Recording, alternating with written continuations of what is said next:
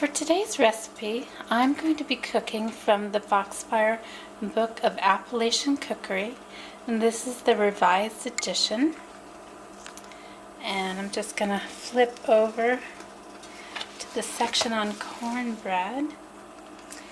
And the recipe I'm going to be making is cornbread. This is from Annie Long, and it calls for cornmeal, soda, salt, an egg, sour milk or buttermilk.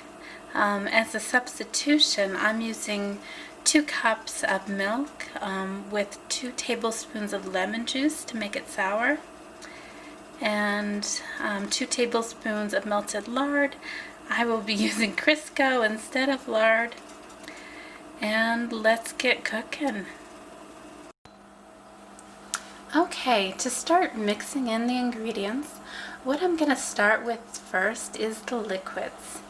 And I've been melting the Crisco in the pan that I'm going to be cooking it in. And the pan is still a little bit hot, so I'm using my oven mitts, and I'm just going to pour this in.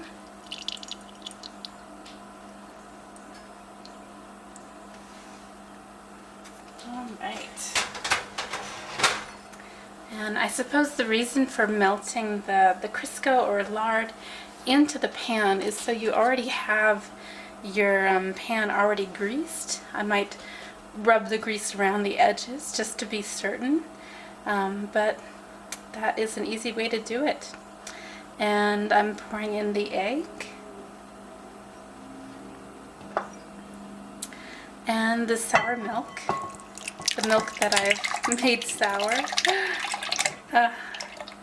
I guess the lemon juice really reacted with that milk to make it clumpy and sour. I did not anticipate that at all, but I guess that's how you know it's good and sour, is when your milk starts to congeal a little bit.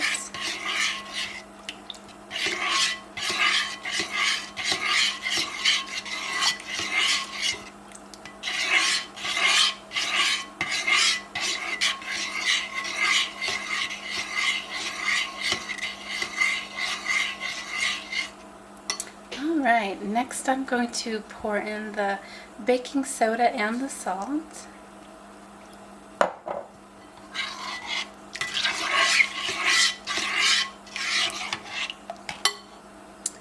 And the cornmeal. This recipe calls for 2 cups of cornmeal.